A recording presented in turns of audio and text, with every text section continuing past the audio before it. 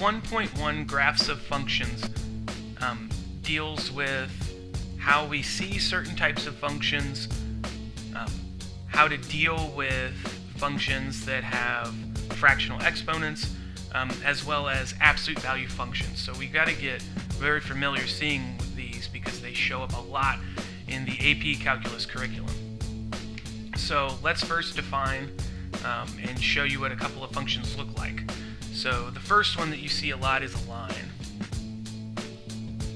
So a line has the equation y equals mx plus b. So the key there is that look at x. X just has an exponent of 1. Now you don't see that exponent, but that's okay, because it's assumed. So as long as you see that, that is what a line is no matter what. The next thing that you can sometimes see is what's called a parabola. These are pretty standard so far. A parabola has an equation like this: y equals ax squared plus bx plus c.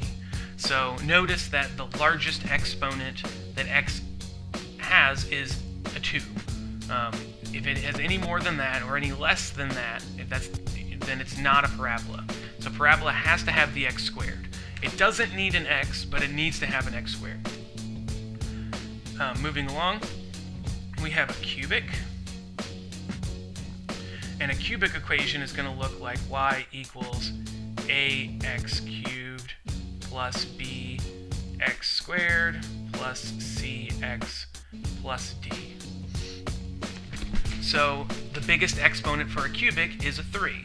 Now it doesn't need a square, it doesn't need an x, and it doesn't need a constant at the end. It could have them, but it doesn't need to.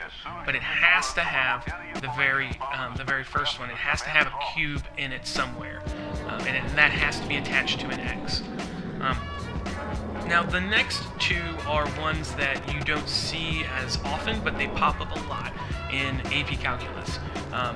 The first one is called a hyperbola.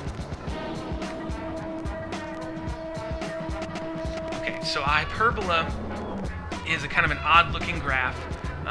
It has curves and it's very, very unique. It has asymptotes with it as well.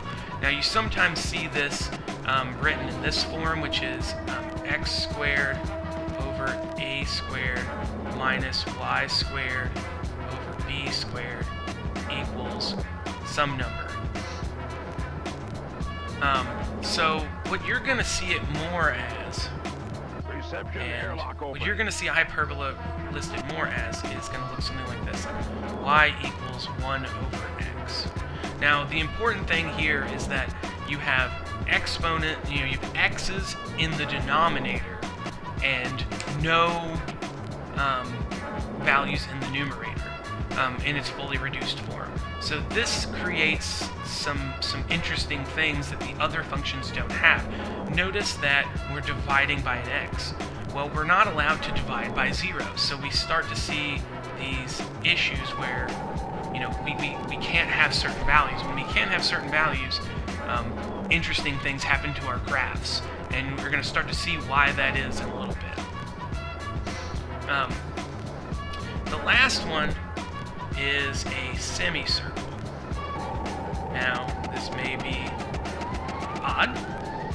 Why would semicircle? Why does that pop up? Well, it's used a lot in calculus, so that's why we're studying it, and it has a very specific type of equation that looks just like this. So it's going to be y equals the square root of r squared minus x squared. Now there could be other values in there too, but for right now that's the general form of that equation. So you get a square root and you have r squared minus x squared. So you can derive this from the equation of a regular circle. This is what that looks like. So keep that in mind for later. Now, what would that r stand for? Well, if we're talking about circles, that represents the radius. So this will come up quite a lot.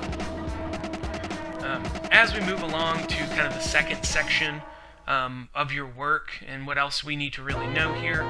It starts to deal, it asks you to graph some different functions on a certain window. So, so first of all, so it gives us a window, and it says that x has to be between -3 and 3. So if you're doing this on your calculator, which you should be, make sure you hit that window key on your calculator and go ahead and set your x minimum to be -3, your x maximum to be 3, and you'll see one that says x scale. It's not really important for right now. Your y coordinates, it says -2 is less than or equal to y, which is less than or equal to 2. So the same thing when it says y min, y max, you're going to pick those two numbers and don't worry about the scale so much. Now it gives you a bunch of equations which have x to a fractional exponent. So you're seeing equations that look like y equals x to the 2/3. So when you put that in your calculator, some of you guys can put this in very simply. Other times, just as a quick note, if you have an older calculator, you may look something like this: y equals x, and you have to do the caret with a parentheses, 2/3. You may have to do something like that. That's fine. It's the same thing. Just make sure that the 2/3 is either looks like this in a fraction, or if you can't make it look like that you have to adjust it to do that. Now, the important thing to know with this is that the fractional parts of your exponent, they each mean something. The top part is what we call your power. So here, that's a square, right? So we're squaring x. Now, what's the bottom part mean? Well, the bottom part is what's called a root. Now, this is really important for a couple of reasons. So when you talk about roots, you can only take square roots or even roots of, let's say, of positive numbers. You can't do a square root of a negative number. So that affects things. Now, this activity is trying to get you to see what happens when you take, a square root or an even root of a negative number. What happens if you take an odd root of a negative number? How does that affect the graph? What happens if I square? My power is even. What happens if my power is odd? How does that make that different? So that's what the activity is about. Now, there's a couple of other things that it does mention. Go down to one more slide. It does ask a few things like, does it go vertical? So what does go vertical mean? So go vertical means that, if we're looking at a point, let's say this is x equals 0 right here. So going vertical would be something like the graph going straight up, right at that place. Okay?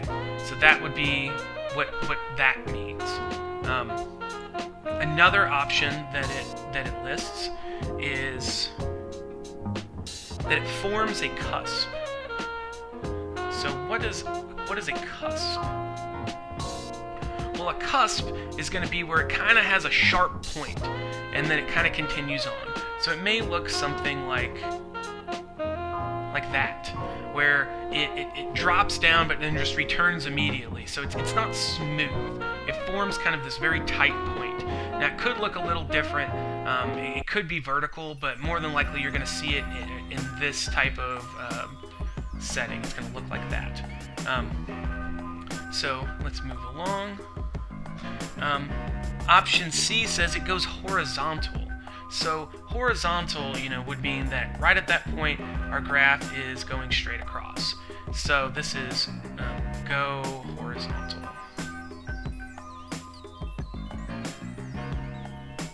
So if it just goes straight across, that's what that means. And then part D, it says it stops at 0. So, so stops at 0. So what would that mean? Well, it's kind of like forming a cusp. It could look something like this, where it just stops. It doesn't do anything. It just ends. There's no point to it. It could look, something like this. Where it kind of starts at 0. but it doesn't have another side. It doesn't do anything else. So those are the different types of options that can happen. So just keep those in mind. Now, one interesting thing that you could maybe get confused by is like if we were to talk about go vertical. So there is a graph that looks like this. So that's kind of like what a cubic graph, or excuse me, a cube root graph looks. What's happening at x equals 0 right in the middle? It seems to be going vertical, right? It seems to be going straight up right at that point. So try to focus very much on at that point what's it doing. So it's not going horizontal, it's not forming a cusp, and it's not stopping. So those are your 4 options. So take those into account. And lastly, like our last section, it's talking about dealing with absolute values, sketching what you see. So again, it says, getting on your calculator, doing a standard window. So one thing that you can do, so like a a standard window. Sorry, I have to write this with my finger. So standard window, what you can do is hit zoom and then hit the number 6. It'll say like zoom standard, and that fits it to a 10 by 10. So that's like kind of the normal standard window. So you hit that zoom button on the top and then hit 6, and that works for you. Now, with an absolute value function,